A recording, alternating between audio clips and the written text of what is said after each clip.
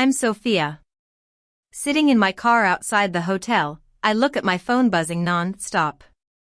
There are 17 missed calls from my mother and 23 text messages. She's begging me to call back, saying I'm making a terrible mistake and that I'm destroying the family. But she doesn't understand that she's the one who destroyed it. Let me take you back to that fateful family dinner. 3 days ago, I got a text from my mother. Family dinner Sunday 6:30. Don't be late. We need to talk about Leo. Leo is my older brother, for years my senior. He's always been the golden child in our family. When we were kids, he got all the best things, while I made do with hand-me-downs. He had his college paid for, and I took out student loans. 2 weeks before the dinner, Leo called me in a panic. Sophia, I'm in big trouble. The bank is threatening to foreclose on my condo. I'm 4 months behind on payments and need $82,000 by Friday, or I'll lose everything. I was in my classroom, erasing the whiteboard after school. I told him I didn't have that kind of money. He then mentioned my late husband, Ethan's life insurance. But I'd spent it on living expenses. He got cold and said, "Mom said you'd be selfish about this. You've been living in her house for 5 years, paying next to nothing in rent. You owe this family." I wanted to tell him that I'd been paying her $1,850 every month for 5 years. Cobb signed his loan 3 years ago, and covered his missed payments when he disappeared. But I knew arguing with Leo was pointless. I quietly said I couldn't help him, and he told me not to come to dinner if I showed up empty-handed. But part of me still hoped that if I went and explained, they'd understand. So, on Sunday evening, I dressed my 5-year-old daughter, Lily, in her favorite purple dress. She has Ethan's eyes and smile. She asked where we were going, and when I said Grandma's, her face fell. She doesn't like it when Uncle Leo yells. I crouched down and promised it would be okay, but I was lying. We arrived at the house at 6:20. I'd left the front door unlocked that morning, an arrangement I'd made with Detective Ryan. I texted him at 7:15 to come in without knocking. My mother opened the door before I could ring the bell. She was wearing a fancy dress and looked at Lily first, then me, saying we were late even though we were 10 minutes early. The dining room table was set with the good china. Leo was sitting at the far end, scrolling through his phone in an expensive shirt. We sat down, and after saying grace, my mother started serving. She piled food on Leo's plate first, then hers, and finally mine and Lily's. We ate in silence for a few minutes. Then my mother put down her fork and said, "Sophia, we need to talk. Your brother is in trouble. He needs $82,000 by Friday, or he'll lose his condo." Leo also chimed in, saying he wouldn't ask if it wasn't serious. My mother insisted I had Ethan's life insurance and savings. I told them I'd spent it on rent, daycare, and groceries. My mother laughed without humor and said, "You think $1,850 a month is rent? Apartments in the city cost $3,000. I've been letting you live here for practically free. I took you in when Ethan died, and this is how you repay me?" Lily's fork clattered on her plate, and she asked why Grandma was mad. I tried to calm her, saying it was grown-up stuff. My mother leaned forward, her voice rising. "You've always been the favorite. Ethan spoiled you. And now you won't help your own brother? Leo has done so much for this family." Leo nodded and said he'd been carrying the family while I played teacher. I felt something inside me crack. I said quietly that I'd given them everything I had, Cobb signed his loan, and worked myself to exhaustion. But my mother cut me off, saying I was a freeloader and that Lily and I had been living off her for 5 years. She demanded I help Leo or be out of the house by Friday. Lily started crying quietly. Leo crossed his arms and said it was fair. I looked at my mother, the woman who'd raised me, and said firmly, "I can't. I don't have the money."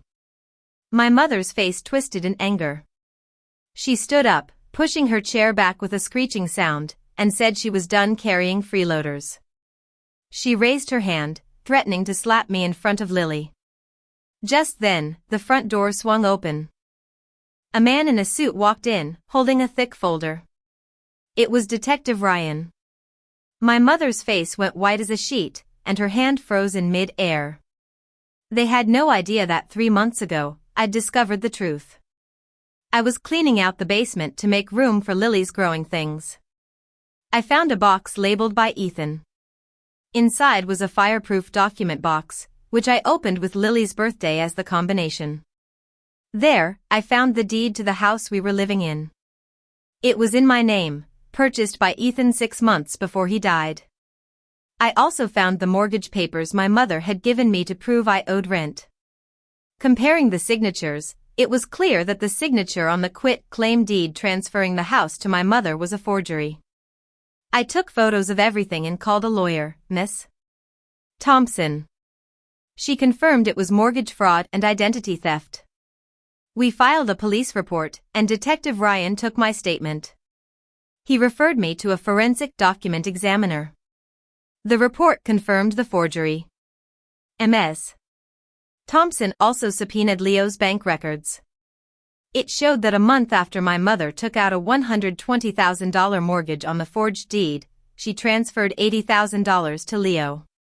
He used part of it as a down payment on his condo, lost some in cryptocurrency investments, and paid off credit cards. We planned the confrontation for the family dinner. Detective Ryan was to come at 7:30. When my mother raised her hand to hit me, he walked in right on schedule. He showed my mother a side-by-side comparison of my real signature and the forged one on the quit-claim deed. He also presented bank statements, proving she'd taken out a mortgage on the stolen property and that I'd paid her $77,700 to live in my own house. Leo's face went pale when he saw the evidence. Detective Ryan said that Leo was complicit since he'd received money from the fraudulent mortgage. He recommended that the prosecutor's office file charges for mortgage fraud, forgery, and identity theft against my mother. My mother tried to say she was trying to help the family, but Detective Ryan pointed out that it was fraud, theft, and financial abuse. I picked up Lily and said, "We're not family anymore. Lily needs safety, not you." And I walked out. The next morning, Miss Thompson called. My mother had tried to call Detective Ryan multiple times, asking him to reconsider. We went to her office, and it was decided that charges would be filed that afternoon. My mother would be arrested within 48 hours. We're still building the case against Leo. The notary who certified the forged deed, a friend of Leo's from high school, is cooperating. If Leo helped arrange the notary, he's a co-conspirator. After school, I went back to the house. My mother's car was in the driveway. I called Miss Thompson, and she called the police. An officer I knew from school came and made my mother leave the premises for 24 hours. I packed our things quickly. That night, Leo called, saying I was destroying the family and that my mother couldn't go to prison. I told him she should have thought about that before forging my signature. He said he didn't know at first, but later he started to wonder and didn't ask. I told him he knew something was wrong and that he'd watched me struggle. My mother also called, saying she was scared after my father died and had a lot of debt. She thought she could refinance the house and get back on her feet. She said she was going to tell me, but then I started paying rent and she thought it was okay. I told her she had no right to forge my signature and steal my house.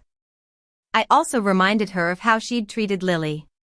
The judge signed the emergency motion to void the fraudulent deed. As of this afternoon, the house is legally mine again. My mother was arraigned, and bail was set at $75,000, which she couldn't make. She's being held at the county jail until trial. Leo took a deal to testify against my mother in exchange for probation and no jail time. But the lien on his condo stands, and it will be foreclosed on. The proceeds will go towards my restitution. I'm now sitting here, looking at the house that Ethan bought for me. I remember how he came home one day with papers in his hand, smiling from ear to ear. He'd bought us a house and put it in my name. He said if anything ever happened to him, I'd be protected. Lily and I are finally safe. We're home, and nobody can take this away from us. If you've ever felt trapped by family obligation, know that you don't owe them your future or your safety. Family is supposed to protect you, not steal from you. I found my proof in that fireproof box, and you might find yours too. It's not about revenge, it's about safety and making sure your family has a real home.